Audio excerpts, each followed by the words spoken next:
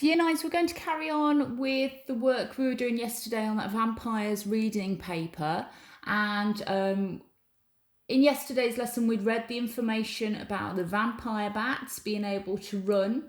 And then we'd read this article about writing horror forbidden treats by Darren Shan.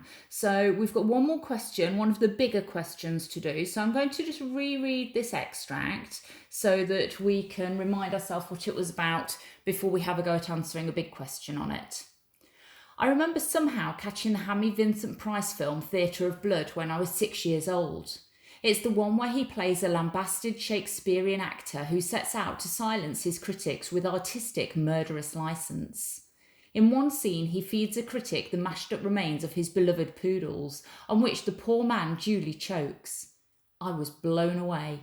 This was storytelling as I'd never experienced it, and even at that tender age, while other kids were glued to nice, safe anodyne stuff, I knew I wanted more. That thirst for more has never left me. As a child and teenager, I sought out all the horror that I could, be it in movies, books, or comics. I craved creepiness. If nightmares were the result, all the better. Over the years, I moved on and found other loves. Horror is fun, but it can be limiting, though nothing ever had the same effect on me as those old Hammer movies or Stephen King's early novels or the short stories of Edgar Allan Poe. When I came to write Cirque du Freak, I had only one mandate in mind. I was going to write the sort of book that I'd have loved to read as an 11 to 12-year-old. It didn't matter that as a 20-something I wasn't as stoked up by horror as I'd once been. I wasn't writing for 20-year-olds, I was writing for kids and for the kid I'd once been, and I was determined to treat them to the sort of gruesome helter-skelter ride I believed they deserved. Cirque du Freak isn't a reckless, irresponsible book. Although it's about vampires and circus freaks, I wasn't interested in sickening readers or pushing back the boundaries of what's acceptable. It explores such themes as friendship, the importance of family, and the need to make personal sacrifices for the good of others. But like Theatre of Blood, it certainly isn't for the squeamish. While there are no poodles in the book, there are vampires and poisonous tarantulas, a savage wolfman and a snake boy. One character winds up in a coma, whilst another gets buried alive. It's a book designed to play on the reader's emotions. There are out-and-out scary scenes, boo moments, as I like to call them, but also darker, less bombastic scenes which will linger in your mind for days and nights to come. That, for me, is the secret of good horror. The subtle menace between the sudden bursts of action and violence. Cirque du Freak is designed not just to thrill you, but to set your nerves on edge. It's sometimes shocking, but also thought-provoking, because that's where I believe the greatest horrors lie.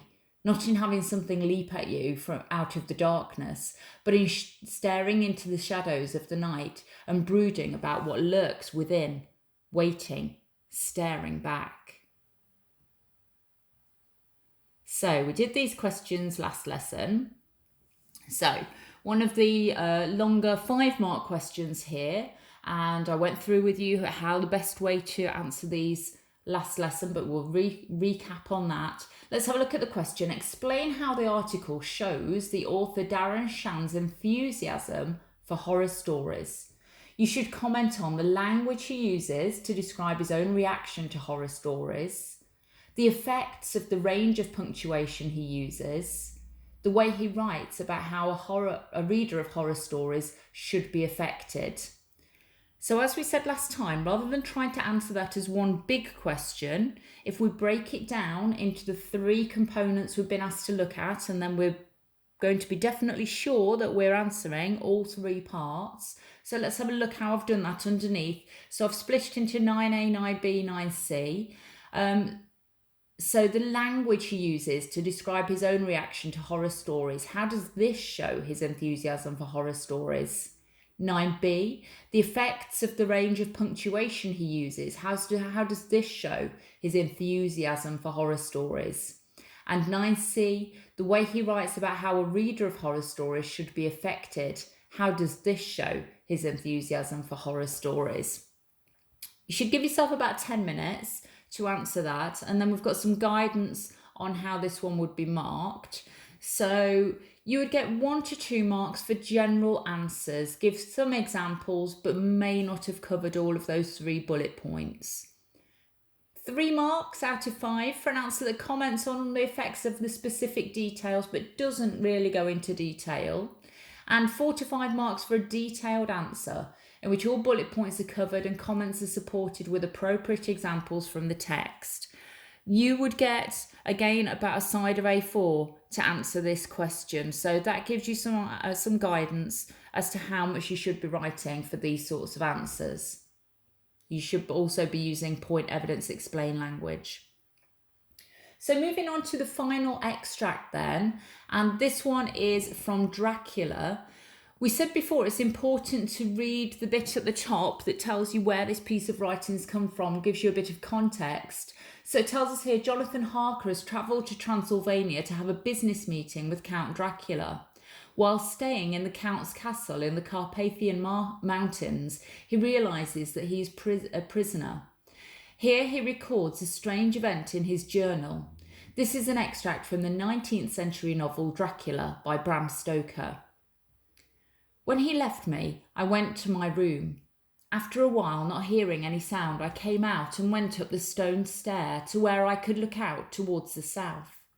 There was some sense of freedom in the vast expanse, inaccessible though it was to me, as compared with the narrow darkness of the courtyard. Looking out on this, I felt that I was indeed in prison, and I seemed to want a breath of fresh air, though it were of the night. I'm beginning to feel this nocturnal existence tell on me. It's destroying my nerve. I start at my own shadow, and I'm full of all sorts of horrible imaginings. God knows that there is ground for my terrible fear in this accursed place. I looked out over the beautiful expanse bathed in soft yellow moonlight till it was almost as light as day. In the soft light, the distant hills became melted, and the shadows in the valleys and gorges of velvety blackness. The mere beauty seemed to cheer me. There was peace and comfort in every breath I drew. As I leaned from the window, my eye was caught by something moving a story below me and somewhat to my left, where I imagined, from the order of rooms, that the window of the Count's own room would look out. The window at which I stood was tall and deep, stone-mullioned, and though weather-worn, was still complete. But it was evidently many a day since the case had been there. I drew back behind the stonework and looked carefully out. What I saw was the Count's head coming out from the window. I did not see the face, but I knew the man by the neck and the movement of his back and arms. In any case, I could not mistake the hands which I had had so many opportunities of studying. I was at first interested and somewhat amused, for it is wonderful how a small matter will interest and amuse a man when he is a prisoner. But my very feelings changed to repulsion and terror when I saw the whole man slowly emerge from the window and begin to crawl down the castle wall over the dreadful abyss, face down, with his cloak spreading around him like great wings. At first I could not believe my eyes. I thought it was some trick of the moonlight, some weird effect of shadow, but I kept looking, and it could be no delusion. I saw the fingers and toes grasp the corners of the stones worn clear of the mortar by the stress of years, and by thus using every projection and inequality, move downwards with considerable speed, just as a lizard moves along a wall. What manner of man is this, or what manner of creature is it in the semblance of man? I feel the dread of this horrible place overpowering me. I'm in fear, in awful fear, and there is no escape for me. I am encompassed about with terrors that I dare not think of.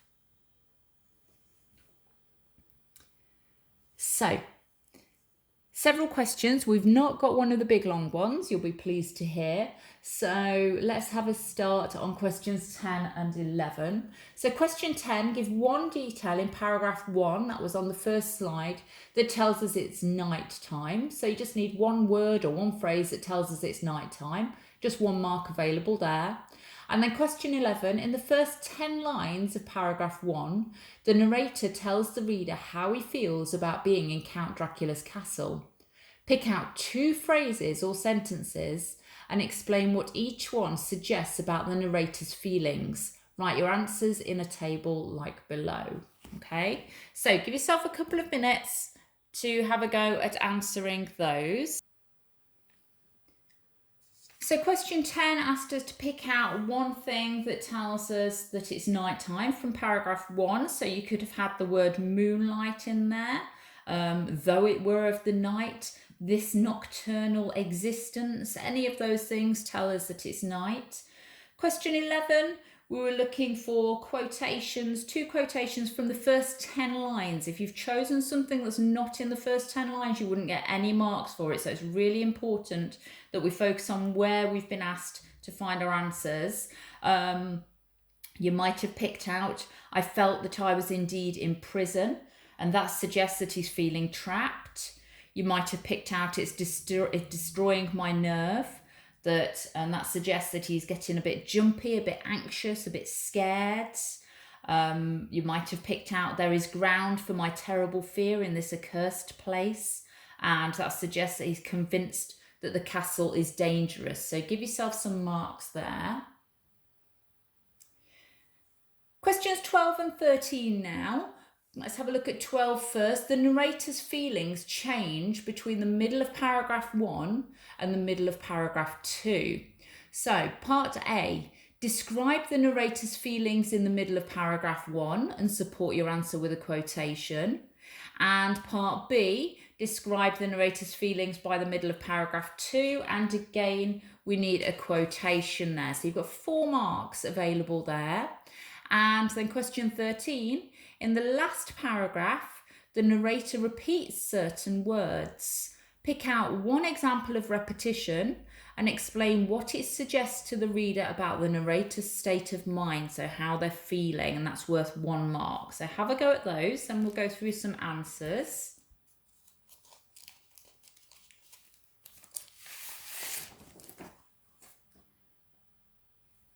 So for question 12 then, you would get a mark for any valid description of a feeling. So for example, you could have had that he's beginning to relax as he looks at the beautiful landscape, and you might have used the quote, there was peace and comfort in every breath I drew. And then by the middle of paragraph 2, he's starting to feel a bit frightened, a bit disgusted by the strange sight of Count Dracula crawling out of the window. You might have picked out that quote, my very feelings changed to repulsion and terror. Question 13, we were looking for some example of repetition and what that suggests. Well, the obvious one here would be the word fear, when he says, I'm in fear, in awful fear. And repeating that word emphasises how he's feeling, how extreme that emotion is. He really is getting quite scared. You might have picked out the repetition of the word manner, and repeating the word manner shows how uncertain he is about the creature he sees. He's asking really, what is it? What is this creature? Make sure when you've got a question like that, you're not picking out a word like and, or the, or then, or now, because they're much more difficult to explain about why those words have been used. So try and focus on a noun. That's much easier for us to explain. Final question then. So this one is going back to what we read yesterday. It says, yikes, Vampire Bats Can Run Too and Dracula each have a different tone and atmosphere.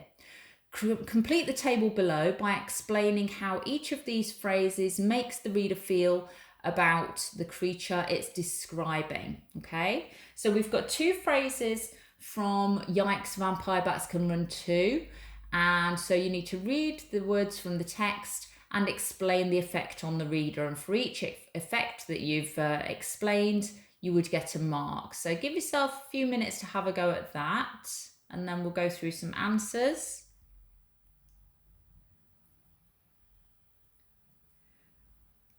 So the first one, hopping is good when you're a bat slurping cow blood, because cows are heavy and can roll or kick over and squash a bat. The word slurping, you might have picked up on that, makes the bat sound comical. That always makes me think about when you get to the bottom of a slush puppy or something like that, and the noise that it makes when you're trying to suck up the end of the drink. That word slurping. So that you might have focused on that. You might have focused on the idea of the bat being squashed, and that makes you feel a little bit sorry for the bat. But if the cow rolls over and squashes it. The clever little mammals dutifully kept pace. Well, the phrase little mammals makes them sound quite sweet. Calling them clever little mammals suggests that we should admire bats, not fear them. Think, wow, they're pretty amazing little creatures. If we focus now on Dracula, down the castle wall over the dreadful abyss, face down with his cloak spreading out around him like great wings. So the effect on the reader, the description of the Count above the dreadful abyss makes him sound quite confident and frightening. You might have focused on like great wings, that emphasises his power, the strangeness of this situation. The final one, what manner of creature is it in the semblance of man? So the word semblance means looking like. So what sort of creature is this that looks like a man is basically what he's saying there. And imprecise words like manner and semblance create a feeling of mystery about who the Count is. The fact that they've used a question helps to emphasise the narrator's confusion to the reader. Okay, so that was our final question. Well done. And hopefully you've got on okay with those. If you've had any major issues with them or any that you're really not understanding, get in touch, email me, and we can have a chat through what you're struggling with. Well done.